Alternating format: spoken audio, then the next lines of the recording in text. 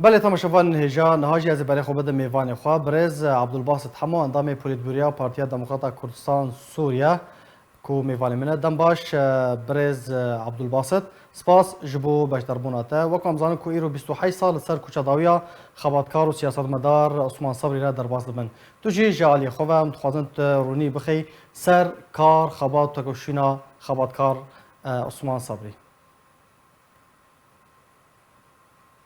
باش بۆ گهدار و تەماشەوانی هێژە بڕاستی وەکە وە دیار کرد ئیرۆ 11 ئۆکتۆبەرێ ساڵە 1993 ئەفتە کوشەر و خەباتکارێک کوردی بلند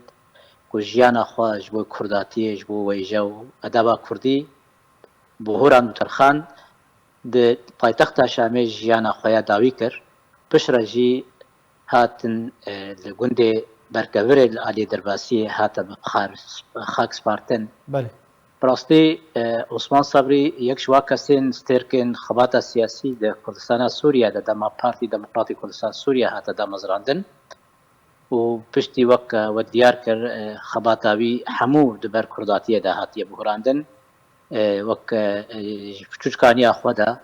بۆی شۆرەشا شێخ سەعید و ئەو ماڵبەتاوی و عشیرە مەردێسیا و باوێوی یەکش مەزنی عشیران مەردێسیا بوو سەبری ئاغا تەبل و برای خوا نوری و شکری تەوی شۆرەشا شێخ سەعید بوون وێ دەمێ کوردستانە باکوور نە هەر کەسێک بە ئاوای نەتەوی بەشداری شۆرەشا شێخ سەعید دەکرد جبر ملەتی کورد کوردستانە باکوور هشتمەندیە خۆیان نەتەوی نە هەموو کەس گەهدار بوون یانجی دڵسۆزێ نەتەویەتێک کاری خەباتێ بکەن عوسمان سەبری وەک هەموو کەسێن دیتر بۆنی زڵم و زۆریە ئەتاتورک و دەولەتە تورکە کۆچبەری وڵاتی خۆ کوردستانە تورکیا چوو بن خەتێ و دەڕواسی کۆبانی بوو جبەروی چاخی خەت یعنی ئەو جغرافیا کوردستانە تورکیا سووریا وەک ئیرۆ چاوە دەبێت سینۆر نەبوو ژبەر بۆ هەنگی وی چاخی ڕێکەفتن ناوبەرە فەڕەنسا و ئەتاتورکیادا هەبوو بۆ کاربن هەنێکی ڕۆڵا کوردان نەمینێ هەردوو ئالیژی ینی دخواستن کوردان هێنن ڕۆڵاوانە هەبێ بۆنی خەباتاوایە سیاسی و نەتەوی لێ عوسمان سەبری هەر هەر تشتی بەردا و پشتی گۆ ئامێوی شکری تێبدارەوەکردن دەگەل شێخ سەعید و هەواری ویوانا و ئامێوی دیتر وی شاخی نەچار دەبینێ گۆبەرەی خۆ بدێ ئالێ کوردستانە بنخەتێ وی چاخیجی دەگەل ماڵباتە جەدەرلات بەدەرخان و مالا شاهین بەگ و مستەفا بەگ وی چاخی دانوستاندنێ دەکەێت دەجبوونی کار و خەباتەخوا لە هەمبەری تورکیای بەردەوام بکەن و ئەو کۆمەلە خۆیبوونێ هاتە دامەزراندن دەگەل قەدری جەمیل باشە و دۆش سەریم ئەوانە بوونی شۆرەشە شێخ سەعید تێک وەچوو کۆمەڵە خۆیبووندا چاوە بۆ مامۆستا عەبدولباسط هەلبەت یەژوا کەسێنگ و پشتەوانی کرد بەرگ و عوسمان سەبری دەما کۆمەلە خۆیبوون لبنانی هاتە داخستن هەر یەک بەشێک ینی وەرگرت ینی گۆ دەرباسی شۆرەشێ ببن سینۆری کوردستانە سووریا حتا ئالیێ گۆ دەرباسی تورکیا هەر کەسێک هەرێمەک دانی بەرچاو ینی عوسمان سەبری دوێ هەرێما ئالی دەرباسی و سەرێکانی ئەو وی چاخی دوورە بۆ کاربێ دەرباسی کوردستانە باکوور بێ دیسەجی تەوی شۆرەشە ئەحسان نووری باشا ببێ وینا بۆ گەلێکی بهتر پابند بوو و پێک ئانی گۆکار بێ شەر بکێ ئەوانە یعنی چم شخصیەتە عوسمان سەبری شخصیەتەکە و شۆرەشگەر ینی سەری نەدڵتاوان ترس نەدیدیت ینی جارنارە ینی دەما کورداتی هەر تشتێ خۆ دەخواست بۆ کورداتیە بکە ینی شتێ بیژی دەخوازم بێژم لە ژیانە عوسمان سەبریدا بە هەنێکی براستی گەرەکە وەکە لێکولێنە و محاضرەت سەر ژیاناوی و نورەدین زازا بێدانی براستی بێ قونەغا گەرم بۆ ئیرۆ یەک ڕێزیا کوردی هەر یەک دەخوازێ یەک ڕێزیا کوردی بێکبێ باوەرم ینی تەجروبە نورەدین زازا عوسمان سەبری هەری سەرەکە و گرنگ بێت بۆ یەک ڕێزیا کوردی نورەدین زازا و بتایبەت عوسمان سەبری لە هەمبەری کەمارە عەرەبی سەکنی ینی هەڵوەستێوی ئیرۆ ئەو کۆمارە عەرەبی یەکش ئەنجامی ئیرۆ کوردستانە سووریایە خستن عەرەبا بێن و زمانی عەرەبی قەدەخرین لە هەمبەری زەحمەتیە عوسمان سەبری سەری نەتەوان و خست لە هەمبەری کەمارە عەرەبی رابێ ویچاخی دەما ساڵە 66 و هاتە گرتن گۆری بۆنی وێنا ینی ئەو الإحصاء والإصلاح الزراعي ورجيم بعض دخص بنسا اشتراكيته بيك بيني يعني عثمان صبري يعني سياسات اخوا وحياه اخوا جان اخويا السياسي جبو كرداواريه باراست يعني وبرخدان كر ودواري وجيدة يجي يعني هلبت تشتوي برهمي وي جرانا دواري زمان دجي وك وشاوا فر ممكن عثمان صبري قوتنا كي هري بالكيش هيا دبيجي او ملتي جه بدي خوج خو حسبك وصار خو بسكني جرك جهداني بدي زماني كردي لي مخابن ايرو زماني كردي قالك درا باش زعيبه بتايبه الباكور كردستاني ایرو او کسین گو دخوازن کردستان بیجیم کرد و کردستان زمانه کردی گلکی الپاش مایا لی عثمان صبری زانی بود درد کردا هبونا یک تیغ شخصیت کردی دویت زمانه خو بنفسه زمانه خو بفکر زمانه خو باخوی او دخوازیا عثمان صبری انا تویبو ایرو برگو هناك دخوازن جار جارا هناك استغلال کرن کار کرن او خبات و ریبرتیا عثمان صبری د عمري خوی داویدا گو خواستن هناك او برمایه وی خبات اوی با اواکی دی بگوهرینن لما خابن گلک تجارت دیرو که مرو سرس نسکنی دی عثمان صبری وی زمیدا گلک قلن و برخدان کرو بگلها باری خوا نور الدین زازا و ایدیتر او پارتی دموکراتی کردستان سوریا هاتا دا مازرانن گوری پارتی دموکراتی کردستانی باشور نمر برزانی دما آوا کرد شازه تباغه دا هیچ اخی او پارتی دموکراتی کردستان سوریا لگوری و پارتی لگوری سروی ریواز و خباتا کرداتی هاتا آوا کرن دگل هواری خواه دیتر اوی گو دامزرانه بگومان دیرو کس نکاری کسی جبیر بکه بگومان لی هری قلان اساسی دانین و برخدان دانین نور الدین زازا عثمان صبری بونجبوی و یک ریزی و بونی پارتی و کار نتوی یا کردستان سوریای او پارتی و رخصنه دیتر سروک وانا حتی داوی نلگوری وقت چاوا قلان نور الدین زازا عثمان صبری دانی براستی جی نقدرک گو مرود باجه دما هر دو کسی لهنگ مازونی کرداتی گو خبات کردن دما اکتبر دا دناف کوچا داوید بن و خاطر دو خازن جو کردا ایرو یک جه لشامه پایتخت و یک جه لوزانه دما جیانا خودسخن هر دو کساجی خویا وقت قدر انو جیانا ابهبرا خبات ابهبرا لی کوچباری آواجی دما کدا 3 روز 4 روز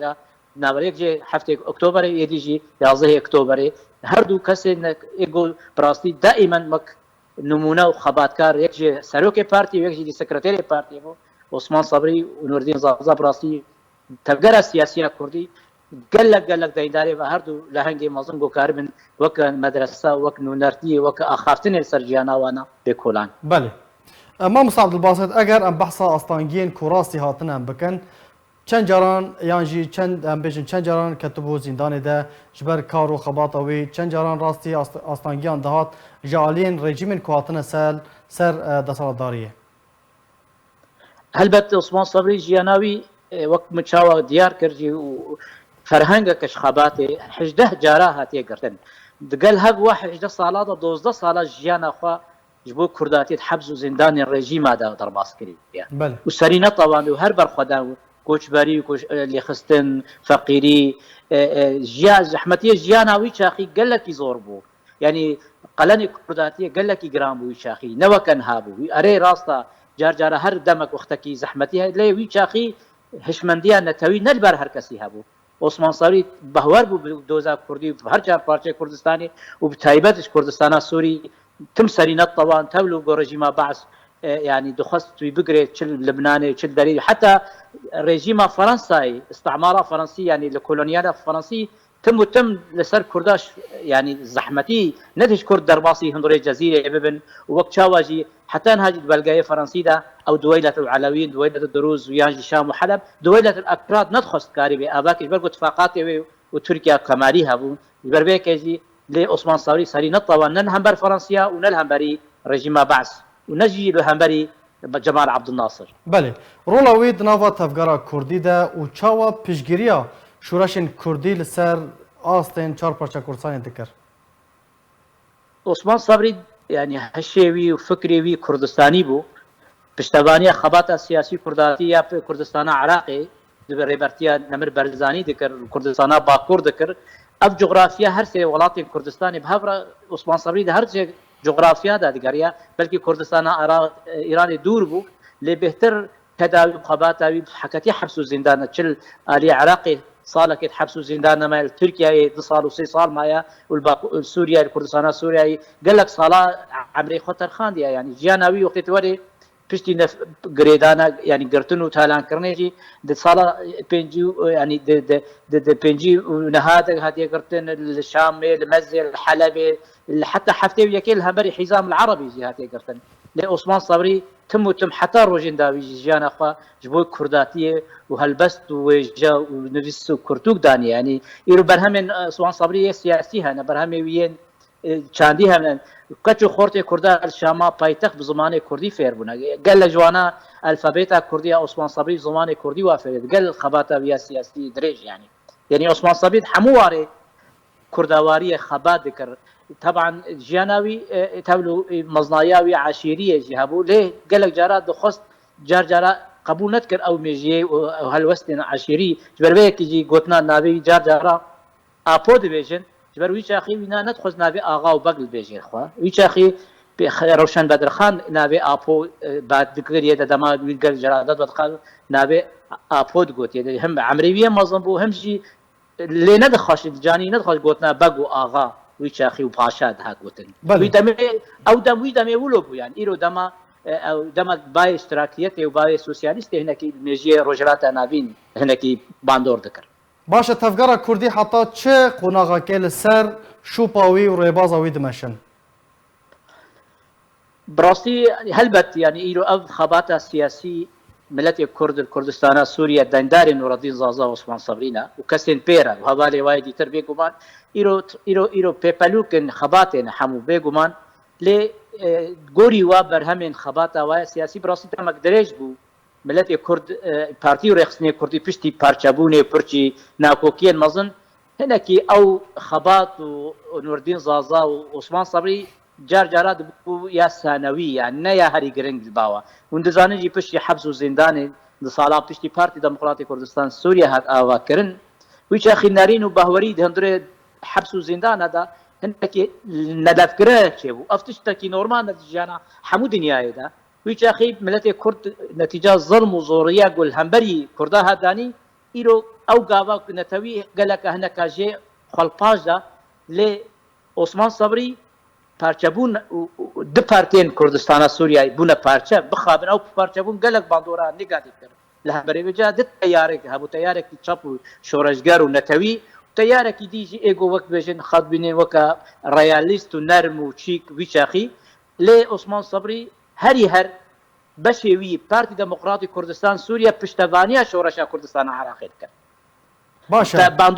باندورا كردستان عراق جي كردستان سوريا يبو بله باندورا كردستان عراق جي الكردستان سوريا يبو بتايبت شر خبات سياسي دنابرا ويش اخي دم ابراهيم احمد وجلال طلباني دقل بالشامي وديتر خصن تاثير الكندردان كردستان سوريا كله باش هاري جرين نابي بارتي ديمقراطي كردستان سوريا ويش اخي باش عثمان صبري وهواري برمائيه و پشتوانيه شورشا كردي الكردستان پشتوانيه سلو نمر برزاني كر ويش اخي ديتر علي جلال طلباني وابراهيم احمد هادي هناك ميدار بون يعني باشا ما مست عبد الباسط دفردا برسا جرينجا تفقرا كردي ونخاصم طيبت بارتيا تشب تومتا خيانات ليكربون سدام چبون بنرناته زاني يعني بيجن نبيجن داكوكي برهبون قال لك جيان دو دماغ وقت ديرو كمرو شيرو وبكي جانا نقطه رش هند جيانا خباتا سياسي ده ليه خباتا هري سبي يا وكاسيتا كوشر قال لك يا ابو نور الدين زازا عثمان صبري بيغمان او هناك دبيجن قال لك ظلم وزوراي لعثمان صبري بو وهاتا تشكرن وبلكي قال لك وك شوك بيرتشي وبيغمان او كاسين بو ايرو عثمان صبري وشاخي هبون قال لك جرا نراضي بن هناك بعثمان صبري دبيجن دما عثمان صبري دوري خصن سياسه سكرتيريا بارتي صالح 1986 بشتي وين نور الدين عثمان صبري نما خباتا سياسيه رخصني كده بس بوجه ديت انه حمود اللي هات انقرتن دما جو قريبي ولاطو جيانا دا كرشن وهات كشتن تركيا جهوي الولاطي باكورنما لبنان تيقرتن العراقي هات قرتن بيقومان انسان داوي عمري فدا دس نوجو سياسات ونرتيا كرداتيه وكويجكر وبو وك مالاوي مزارك خورتو جواني كردا وزماني كردي وهر او قش ذكرن دقوتن دبي هج ولاطي خواب زماني خواب نورالدين عثمان صبري خص وكا نداويه عمري خوا هەکەر سیاسەتی حزباتیە نکاری بوو ئالا بوو ئەرمانجی خۆی کوردەواریە پێش بەمخێ لێ دوێرە واژەی و نویسێ و پرتوکادا بەرهەمێکی گەلک گەران بۆ هات بۆ ژیانە خواش بۆ کورد و کوردستانی پێشکەش کرد. بله مامۆستا عەبدولباست هەموو ئەندامێ پۆلیتبووریا پارتیا دموکراتا کوردستان سووریا گەلک سپاس ji bo beşdarbûnê te.